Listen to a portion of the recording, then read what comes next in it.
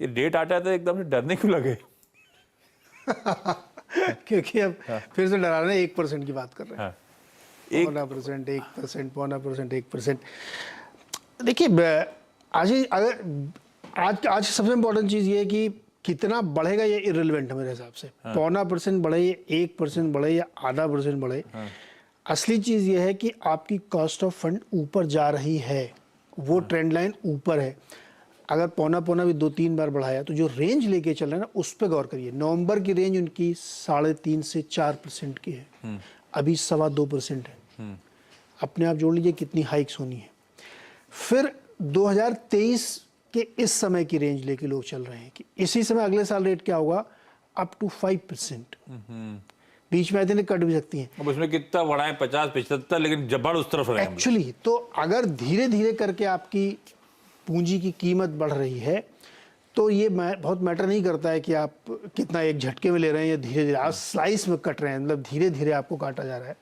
ये चिंता की बात है। इसीलिए जब फेडेक्स की ऐसी वार्निंग आती है तो स्टॉक 21% गिरता है। ये बात इसलिए ज़रूरी जानना क्योंकि बहुत ज़्यादा मतलब कैरीड अवे नहीं होना चाहिए कि मार्केट चलने लगा तो एकदम कैरीड अवे हो जाए। ध्यान रखिए इसको, क्योंकि फेडेक्स की जो वार्निंग है वो बड़ी इंपॉर्टेंट है, क्योंकि पूरी दुनिया के लिए लॉजिस्टिक्स काम करते हैं। तो अब डिबेट इसी बात पे चल रही कि फेड क्या करेगा, क्या फ्रंट लोडिंग करेंगे, नहीं करेंगे, पता नहीं क्या करेंगे। लेकिन 75 बेसिस पॉइंट भी अगर बढ़ता है तो ये एक चिंता की बात होनी चाहिए कि क्या उस तरीके की चीज़ों को मार्केट डाइजेस्ट करने के लिए तैयार है। हाउसिंग के प्राइस नीचे नहीं गिर रहे हैं, बावजूद इसके कि होम लोन वहाँ महंगा हो चुका है। यूएस में 6% का होम लोन है, फिर भी हाउसिंग की प्राइसेस नीचे नहीं आ रही हैं। लोग खर्चे कर रहे हैं, रिटेल सेल्स अभी भी बढ़ रही है।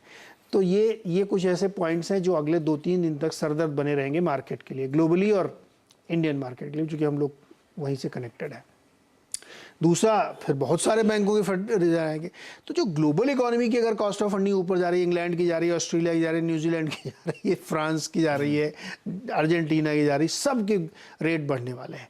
तो ये जो पूरा पैसा दुनिया में इस समय घूम रहा है, ये महंगा हो रहा है। तो एक इस बात को ध्यान रखिए, इस हफ्ते ये इंपॉर्टेंट है। चीन में भी इसी हफ्ते एक बैठक है सीबीओसी की, सेंट्रल बैंक की। तो वो क्या करते हैं, बड़ा इंपॉर्टेंट, क्योंकि उन्होंने कई बार काटे थे इस बीच में। हालांकि वहाँ एक अच्छी खबर, उन्होंने कई सारे जगहों से वो हटा दिया है, अपना रिस्ट्रिक्शन हटा दिए हैं। लेकिन हर हफ्ते सबको टेस्टिंग करानी पड़ेगी, तो थोड़ा सा ईज तो किया है उन्होंने। लेकिन ये भी एक मैटर है कि ध्यान में रखना चाहिए। बेसिकली ये यूएस की इकोनॉमी ठंडी नहीं पड़ रही और डर है ग्लोबल इकोनॉमी ठंडी पड़ी जा रही है, क्योंकि फेडेक्स कुछ और कह रहा है। हाँ। और यूएस के हालात कुछ और चल रहे हैं। तो ये एक बड़ी विडंबना वाली स्थिति है। जिसको ठंडा कर रहे हैं वो ठंडा नहीं हो रहा। हमको सबसे ज्यादा चिंता आरबीआई की रहती है। हाँ।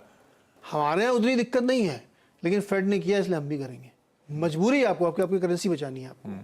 तो ये आप ऐसे सिचुएशन में फंस गए कि यूएस पूरी दुनिया से एक मायने में डिकपल्ड है, कि उसकी अपनी अलग कहानी चल रही है, बाकी जगह के अलग लेवल पे कहानी चल रही है। क्रूड 90 पे आ गया है, स्टिल आपको रिस्पाइट नहीं है। हम लोग कहते हैं ना, क्रूड नीचे आ जाए, नीचे नीचे आए। 90 पे आने के बाद क्यों नहीं आया? अब क्या दिक्कत? अब लग रहा है कि डिमांड ही नहीं है, इसलिए नीचे आ रहा है। अब क्या होगा, है ना? एक्चुअली बड़ा मुश्किल हो गया है, बड़ा ट्रिकी मार्केट है। इसलिए अब देखो $92 हो गया, थोड़ा बढ़ गया। लेकिन ध्यान रखना चाहिए थोड़ा इस बात को, क्योंकि पैसा महंगा होना मार्केट को पसंद नहीं है। तब आप दिखाइए स्क्रीन पे, क्रूड हमने छोड़ा था 91 पे, तो 92.4, 92.5, अब तो इससे भी ऊपर आ गया जो लिखा हुआ है स्क्रीन पे। तो क्रूड थोड़ा सा उछाल दिखा रहा है, ये हमारे लिए इंपॉर्टेंट। बाकी वेरिएबल 10 के 10 बने हुए हैं। अब मेरे ख्याल से इवेंट से पहले कुछ ज्यादा उस पर नहीं फोकस करना, अब तो इवेंट सामने ही खड़ा हुआ है। हाँ, ये सेंट्रल बैंक एक्शन भी जो कह रहे थे, इसमें बैंक ऑफ जापान भी जोड़ दीजिए, बैंक ऑफ इंग्लैंड की बैठक टल गई थी, वो भी इस हफ्ते होनी है। तो इन सब की तरफ से भी देखिए, अब वो सब सेंट्रल बैंक एक्शन नजर पे रहेंगे। और वो फेडेक्स की वार्निंग इंटरेस्टिंग है। वो डायरेक्टर प्रोड्यूसर जहाज बना के लिया है। फेडेक्स इंपॉर्टेंट इसीलिए कि दुनिया भर का बहुत ट्रेड वो हैंडल करता है, तो उसे पता चल जाता है मामला कैसा गड़बड़ा रहा है। और ये पता है, ये मैं देख रहा था ऐसी, इंडियन अमेरिकन है राज सुब्रमण्यम साहब, सीईओ है। जून में उनको सीईओ पदभार मिला था, और ये देखिए 2 महीने डाउन द लाइन बेचारे की इतनी मुश्किल हो गई लाइफ में, आते ही मुश्किल। $11 बिलियन वाइप आउट हो गया। 20-21% फेडेक्स का स्टॉक गिर गया इनकी वार्निंग के चलते।